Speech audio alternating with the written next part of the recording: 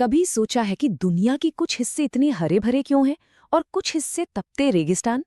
या फिर एक ही देश के अंदर इतने अलग अलग तरह के लोग और उनकी संस्कृतियां कैसे होती हैं? इन सारे सवालों की जड़ और इनके जवाब भूगोल में छिपे हैं। और अगर यूपीएससी या किसी भी स्टेट पीएससी जैसे एग्जाम की तैयारी चल रही है तो इन बेसिक कॉन्सेप्ट्स को समझना बहुत बहुत जरूरी है। तो आज हम क्लास 11th की एनसीईआरटी को बेस बनाकर भूगोल की एक मजबूत नींव तैयार करेंगे। तो देखिए, आज हम क्या क्या कवर करने वाले हैं। सबसे पहले तो ये समझेंगे कि आखिर भूगोल इतना जरूरी क्यों है। फिर इसकी एक प्रॉपर परिभाषा देखेंगे और ये भी जानेंगे कि कैसे ये एक इंटीग्रेटिंग साइंस यानी सबको जोड़ने वाला विज्ञान है। इसके बाद हम इसकी मेन ब्रांचेस पर नजर डालेंगे और आखिर में इसे पढ़ने के 2 सबसे पावरफुल तरीकों को समझेंगे। चलिए तो फिर शुरू करते हैं।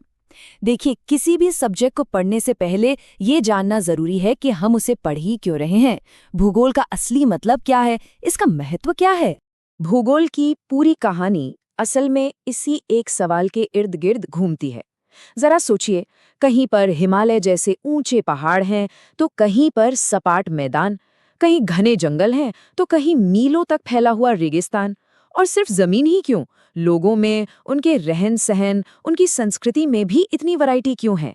भूगोल इसी क्यों का जवाब ढूंढता है। इस क्यों तक पहुंचने के लिए भूगोल 3 बेसिक सवालों का इस्तेमाल करता है। पहला, क्या, यानी कौन कौन से पैटर्न्स मौजूद हैं, चाहे वो नेचुरल हो या कल्चरल। दूसरा, कहाँ, यानी ये पैटर्न धरती पर कहाँ कहाँ पाए जाते हैं। और सबसे जरूरी सवाल, क्यों, यानी इन पैटर्न के पीछे का कारण क्या है, उनका आपस में क्या कनेक्शन है। तो अब जब ये साफ हो गया है कि भूगोल का मेन फोकस क्यों पर है, तो चलिए अब इसकी एक फॉर्मल परिभाषा भी देख लेते हैं। देखिए, ज्योग्राफी शब्द ग्रीक भाषा से आया है। इसमें जियो का मतलब है पृथ्वी और ग्राफोस का मतलब है वर्णन। और एक मजेदार फैक्ट ये है कि इस शब्द को सबसे पहले इस्तेमाल किया था एक ग्रीक स्कॉलर इराटोस्थनीज ने। तो इसका सीधा साधा मतलब हुआ पृथ्वी का वर्णन। लेकिन रुकिए, बात सिर्फ वर्णन करने तक ही सीमित नहीं है। जैसा कि महान ज्योग्राफर रिचर्ड हार्टशॉन ने कहा था, भूगोल का मकसद है पृथ्वी की सतह के बदलते स्वरूप का सटीक, व्यवस्थित और तर्कसंगत वर्णन और व्याख्या करना। यहाँ 2 शब्द बहुत इंपॉर्टेंट है। वर्णन यानी डिस्क्राइब करना कि क्या है, और व्याख्या यानी इंटरप्रेट करना कि ऐसा क्यों है। यही चीज भूगोल को एक साइंस बनाती है। अब जो बात भूगोल को सच में खास बनाती है वो ये है कि ये कैसे हर चीज को एक दूसरे से जोड़ देता है। इसीलिए इसे एक समाकलनात्मक यानी एक इंटीग्रेटिंग डिसिप्लिन कहते हैं। ये स्लाइड भूगोल की पूरी कहानी बयां करती है। देखिए कैसे भूगोल बिल्कुल सेंटर में है और बाकी सारे सब्जेक्ट्स, चाहे वो नेचुरल साइंस हो या सोशल साइंस, उससे जुड़े हुए हैं। ये एक पुल की तरह है जो इन सबको आपस में जोड़ता है ताकि हम पृथ्वी को एक पूरी यूनिट के तौर पर समझ सकें। एक तरफ फिजिकल जियोग्राफी का गहरा नाता नेचुरल साइंसेस से है। जमीन कैसे बनी ये समझने के लिए ये जियोलॉजी से जुड़ता है, मौसम के लिए मेटेरोलॉजी से, पानी के लिए हाइड्रोलॉजी से और मिट्टी के लिए पेडोलॉजी से। ये सब आपस में कनेक्टेड हैं। और वहीं दूसरी तरफ ह्यूमन ज्योग्राफी का कनेक्शन सोशल साइंसेस से है। कोई समाज कैसे बना, उसका इतिहास क्या है, उसकी राजनीति, उसका अर्थशास्त्र कैसा है, इन सबको समझे बिना ह्यूमन ज्योग्राफी अधूरी है। तो ये हिस्ट्री, सोशियोलॉजी, पॉलिटिकल साइंस जैसे सब्जेक्ट से भी जुड़ता है। तो ये तो साफ है कि ये एक बहुत बड़ा और जुड़ा हुआ फील्ड है। इसीलिए इसे ठीक से पढ़ने के लिए अलग अलग ब्रांचेस यानी शाखाओं में बांटा गया है। अब ये जो फ्लोचार्ट है ये सीधा एनसीईआरटी से लिया गया है और ये भूगोल की सारी ब्रांचेस और सब फील्ड्स दिखाता है। पहली नज़र में हो सकता है ये थोड़ा कॉम्प्लेक्स लगे, पर घबराने की ज़रूरत नहीं है। इसका जो बेसिक स्ट्रक्चर है वो बहुत सिंपल है, जिसे हम अगली स्लाइड में और आसानी से समझेंगे। बस एक बार इस पर नज़र डालिए कि ये फील्ड कितना फैला हुआ है। तो देखिए, मोटे तौर पर उस पूरे चार्ट को हम इन 2 मेन हिस्सों में बांट सकते हैं। पहला है भौतिक भूगोल, जो हमारे फिजिकल एनवायरनमेंट यानी जमीन, पहाड़, जलवायु, नदियां, इन सब की स्टडी करता है।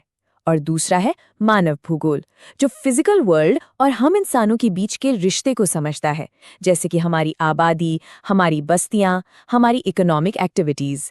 अच्छा, अब इन ब्रांचेस के अंदर जोग्राफर्स किसी भी चीज को स्टडी करने के लिए दो मेन अप्रोच यानी दो उपागम अपनाते हैं। एग्जाम के लिहाज से ये अंतर समझना बहुत जरूरी है। पहला है क्रमबद्ध उपागम या सिस्टमैटिक अप्रोच। ये टॉपिक ओरिएंटेड होता है, मतलब इसमें एक टॉपिक, मान लीजिए क्लाइमेट, को पकड़ लिया जाता है और फिर पूरी दुनिया में उसकी स्टडी की जाती है। और दूसरा है प्रादेशिक उपागम या रीजनल अप्रोच। ये एरिया ओरिएंटेड है। इसमें एक खास इलाका, जैसे कोई राज्य या देश, चुन लिया जाता है और फिर उस इलाके की हर चीज, क्लाइमेट, पेड़ पौधे, इकोनॉमी, सब कुछ एक साथ स्टडी किया जाता है।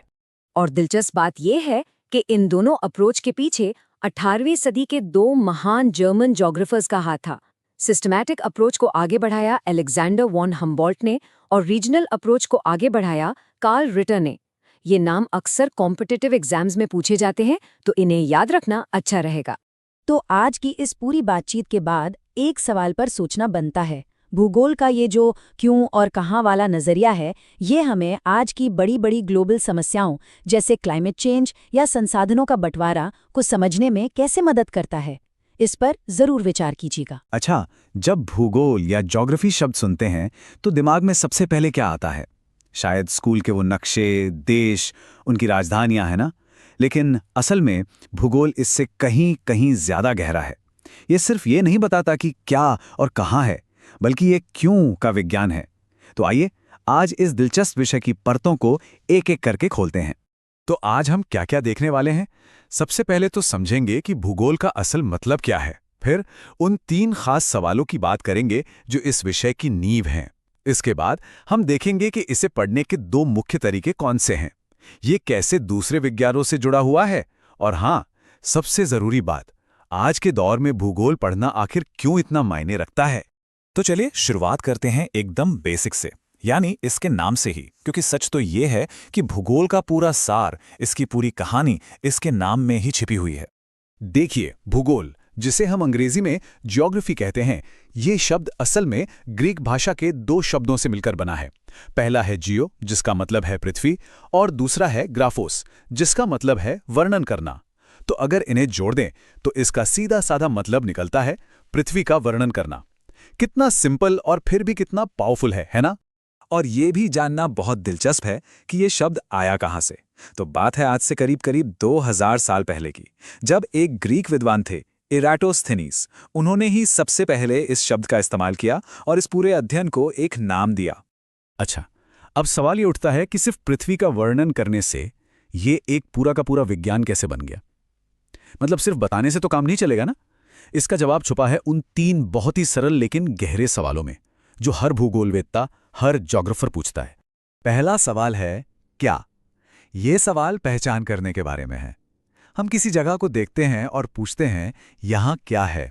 क्या ये एक पहाड़ है, एक नदी बह रही है, या फिर कोई बसा हुआ शहर है? मतलब जमीन की सतह पर जो भी प्राकृतिक या सांस्कृतिक चीजें हैं, पहले उन्हें पहचानना। फिर आता है दूसरा सवाल, कहाँ। अच्छा, हमने मान लिया कि ये एक पहाड़ है, पर यह है कहाँ? इसकी सटीक लोकेशन क्या है? और क्या दुनिया के दूसरे हिस्सों में भी ऐसे ही पहाड़ हैं? तो ये सवाल हमें चीजों के वितरण यानी डिस्ट्रीब्यूशन को समझने में मदद करता है। और फिर आता है सबसे जरूरी सवाल, क्यों? वो पहाड़ वहीं पर क्यों है? किसी जगह पर रेगिस्तान क्यों बना? असल में यही वो सवाल है जो भूगोल को सिर्फ वर्णन करने वाले विषय से एक कदम आगे ले जाकर व्याख्या करने वाला विज्ञान बनाता है। ये हमें कारण और प्रभाव, मतलब कॉज एंड इफेक्ट के रिश्ते को ढूंढने के लिए मजबूर करता है। अब इन तीनों सवालों के जवाब ढूंढने के लिए ना भूगोलवेत्ता या ज्योग्राफर्स 2 मुख्य तरीकों का इस्तेमाल करते हैं। आप ऐसा समझ सकते हैं कि उनके पास दुनिया को देखने के लिए 2 अलग अलग तरह के चश्मे या लेंस होते हैं। अब जरा इस स्लाइड पर गौर कीजिए, ये बहुत ही दिलचस्प है। एक तरफ है क्रमबद्ध उपागम या सिस्टमैटिक अप्रोच। इसमें क्या होता है, हम कोई एक चीज पकड़ लेते हैं, मान लीजिए जलवायु या क्लाइमेट, और फिर पूरी दुनिया में उसी का अध्ययन करते हैं। वहीं दूसरी तरफ है प्रादेशिक उपागम या रीजनल अप्रोच। इसमें हम एक पूरा का पूरा इलाका, जैसे कि भारत, को एक यूनिट मान लेते हैं और फिर वहां की हर चीज का अध्ययन करते हैं। वहां की जलवायु, मिट्टी, वनस्पति, लोग, सब कुछ एक साथ। ये जो क्रमबद्ध उपागम है, इसके एक बहुत बड़े समर्थक थे मशहूर जर्मन भूगोलवेत्ता अलेक्जेंडर वॉन हम्बोल्ट। उन्हें तो आधुनिक भूगोल के संस्थापकों में से एक माना जाता है। वहीं जब हम प्रादेशिक उपागम की बात करते हैं तो उसमें एक बहुत ज़रूरी प्रक्रिया होती है जिसे प्रादेशीकरण कहते हैं। इसका सीधा सा मतलब है अध्ययन को आसान बनाने के लिए किसी बड़े इलाके को छोटे छोटे तार्किक क्षेत्रों या प्रदेशों में बांटना। जैसे अगर हमें भारत का अध्ययन करना है तो हम उसे हिमालयी क्षेत्र, उत्तरी मैदान और तटीय क्षेत्रों जैसे हिस्सों में बांट सकते हैं। भूगोल की एक और बहुत ही खास बात है इसका इंटरडिसिप्लिनरी स्वभाव। मतलब ये कोई अकेला खड़ा विषय नहीं है, बल्कि ये तो प्राकृतिक और सामाजिक विज्ञान की दुनिया के बीच एक पुल की तरह काम करता है। मोटे तौर पर देखें तो भूगोल की दो बड़ी शाखाएं हैं। पहली है भौतिक भूगोल यानी फिजिकल ज्योग्राफी। इसमें हम पृथ्वी की प्राकृतिक चीज़ों के बारे में पढ़ते हैं, जैसे पहाड़ कैसे बने, जलवायु कैसे काम करती है, पानी, मिट्टी, ये सब। और दूसरी है मानव भूगोल यानी ह्यूमन ज्योग्राफी। ये इस बात का अध्ययन करता है कि इंसान यानी हम इस पर्यावरण के साथ कैसे रहते हैं। हमारी जनसंख्या, हमारी अर्थव्यवस्था, हमारी संस्कृति और इन सब का पर्यावरण पर क्या असर पड़ता है। इसे एक बहुत ही प्रसिद्ध भूगोलवेत्ता रिचर्ड हार्टशोर ने बड़े अच्छे से समझाया था। उन्होंने कहा था कि भूगोल का असली मकसद ही पृथ्वी की सतह पर जो अलग अलग तरह की भिन्नताएं हैं, जो रीजनल डिफरेंसेस हैं, उनको समझना और उनकी व्याख्या करना है। और ये स्लाइड तो बहुत ही खूबसूरती से दिखाती है कि भूगोल कैसे दूसरे विज्ञानों से जानकारी लेता है। देखिए, इसका दूसरे विषयों के साथ एक परासरणीय या ऑस्मोटिक संबंध है। मतलब ये एक स्पंज की तरह है जो अलग अलग विज्ञानों से ज्ञान को सोखता है और फिर उसे एक भौगोलिक संदर्भ में एक साथ पिरो देता है। जैसे जलवायु विज्ञान मौसम विज्ञान से जुड़ा है, तो वहीं जनसंख्या भूगोल जनांकीकी यानी डेमोग्राफी से जानकारी लेता है। ठीक है, तो हमने ये सब तो समझ लिया, पर अब सबसे बड़ा सवाल ये है कि ये सब जानना जरूरी क्यों है?